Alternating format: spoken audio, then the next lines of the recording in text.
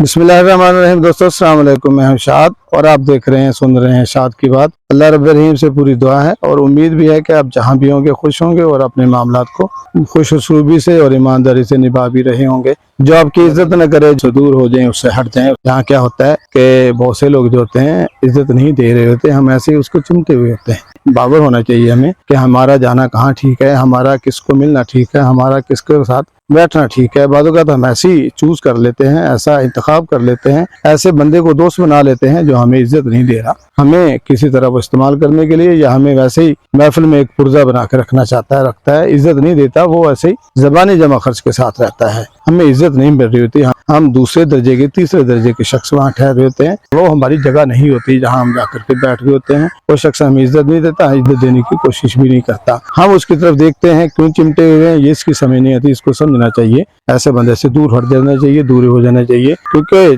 पहले भी वो आपको इज्जत नहीं देता, अब मजीद जितना वक्त गुजरेगा वो आपका बेवकूफ बेइज्जत करते हुए गुजरेगा। तो यहाँ ये है कि मैं ये समझता हूँ कि मैंने अपने लिए जगह गलत चुन ली। मैं ऐसे एक बंदे के पास बैठा हूँ, या तो वो इंसानी हवाले से हो, आला ज़र्फ का, आला अखलाक का मालिक हो, खानदानी हो, इस तरह का सीन हो। बहुत सारे लोग होते हैं बड़े आला ज़र्फ, बड़ी इज्जत, बड़ा मकाम देते हैं, सर आंखों पे बिठा रहते हैं, लेकिन बाद वक़्त ऐसा होता है कि बिला मकसद बिला फायदा कोई बंदा जो है किसी को इज्जत नहीं देता। वो फायदा हासिल करना चाह रहे होते हैं, आपको इस्तेमाल करना चाह रहे होते हैं, आपसे उन्हें कोई मफाद नजर आ नहीं रहा होता, आपसे वो मुस्तकबिल में भी नहीं सोच रहा होता कि शायद मैं इससे कोई फायदा उठा सकूं, या आप उसके लिए किसी भी तरह किसी भी मौके पर कारआमद नहीं बनने वाले होते, नहीं बन पा रहे होते, ना उन्हें उम्मीद होती है कि इनसे कुछ हमारे लिए हो पाएगा, इसलिए आप उनकी नजरों में नहीं होते, आप उनके लिए किसी काम के नहीं होते, आपको वो इज्जत नहीं दे रहे होते, आप जबरदस्ती से उनके साथ चिमटे हुए हैं, मेहमान बने हुए हैं। ऐसे लोगों से दूर हो जाना चाहिए जहां आपकी इज्जत ना हो, जहां आपकी कदर ना हो, जहां के लिए आप फिट ना हो।